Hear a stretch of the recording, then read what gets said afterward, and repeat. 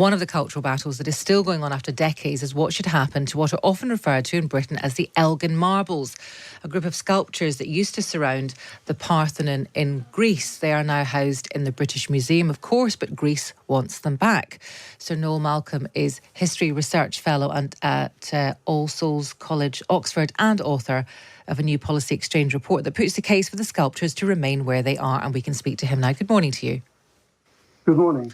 So explain to us then why you don't feel that that these sculptures should go back to Athens. Well, I mean, in this report for policy exchange, I've tried to analyse all the key arguments that have been put up over the years for sending them back. There's a whole range of arguments, many to do with claims about how wrong Elgin's actions were at the time. And I've looked at these in detail. I cannot see that any one of them is compelling. And when you have a situation where the sort of crown jewels of the British Museum, one of the great universal museums in the world, have been where they are for more than 200 years, I think we do need compelling reasons to get rid of them. Well, I mean, you mentioned 200 years. The sculptures were in Greece for 1,000 years and they've been in the UK for 200. Is that not a compelling argument? No, I don't think it is. I mean, the 200 odd years that they've been in London constitute the vast majority of the period in which, after the classical period, they've actually been valued seriously as works of art. For most of the previous period, from the Roman Empire onwards, from the end of the Roman Empire onwards, they were disregarded. The Orthodox Church in the Byzantine period smashed many of them and defaced the faces. They were being broken up quite casually, even into the 18th century. Elgin was someone who was really rescuing them from centuries of neglect.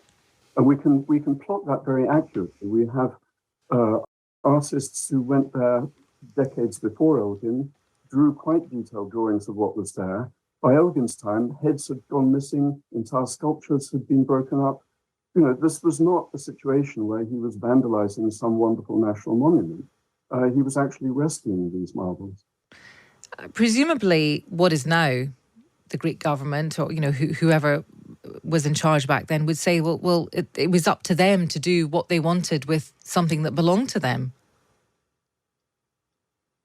Well, the leading Greeks at the time eagerly cooperated with Elgin in taking the marbles off the sculpture. Not, I think, because they passionately wanted the things to be taken somewhere where they'd be safe, but because they didn't mind what happened to the marbles. They just didn't value them very much. It's a bit meaningless to project back into the past very modern concepts of national cultural property, national identity, and so on. We're dealing with a very different situation around 1800 in a province of the Ottoman Empire. I mean, this argument has raged for years, for decades, obviously, this idea of returning them wholesale.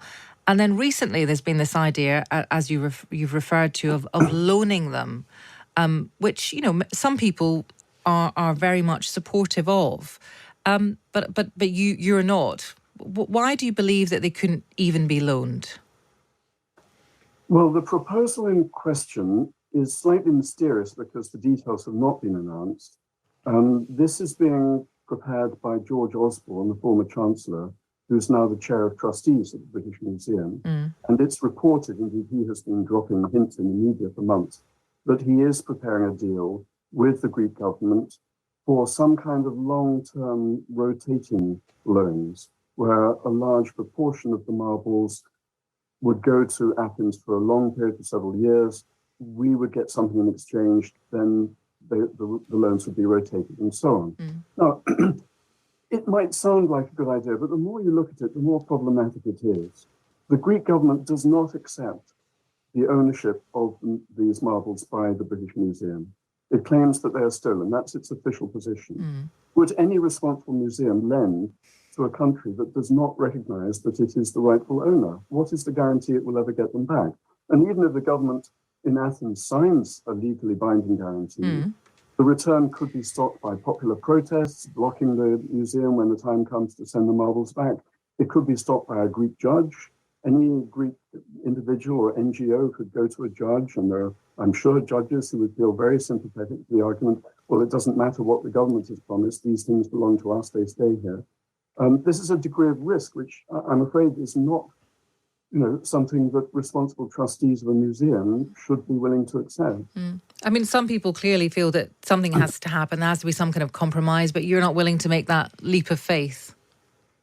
Well, there's a way of talking about this which says, oh, there's a tremendous problem here, and how do we find a constructive solution? And Osborne's plan is meant to be a constructive solution. But what is the problem? The history happened. These marbles are where they are. They've been there for 200 years. If somebody says to you, oh, you've got a very valuable antique in your home, please give it to me. And you say, well, no, sorry, I'm keeping it in my home. And then they say, well, then a serious problem has arisen and we need to find a constructive compromise. But you took the antique from their but you took the antique from their home, I suppose is the argument. Well, I won't pursue this analogy in detail, but it's more as if you took it from the skip where their grandfather had left it. Oh, God. But I don't want to sort of blame modern Greeks for what the lack of interest that their remote ancestors may have had. As I say, that is in the past. History is history, okay. and it has happened. Well, it's really interesting to talk to you. Thank you very much. That's Sir Noel Malcolm, History Research Fellow at All Souls College, Oxford, and author of this particular report by Policy Exchange.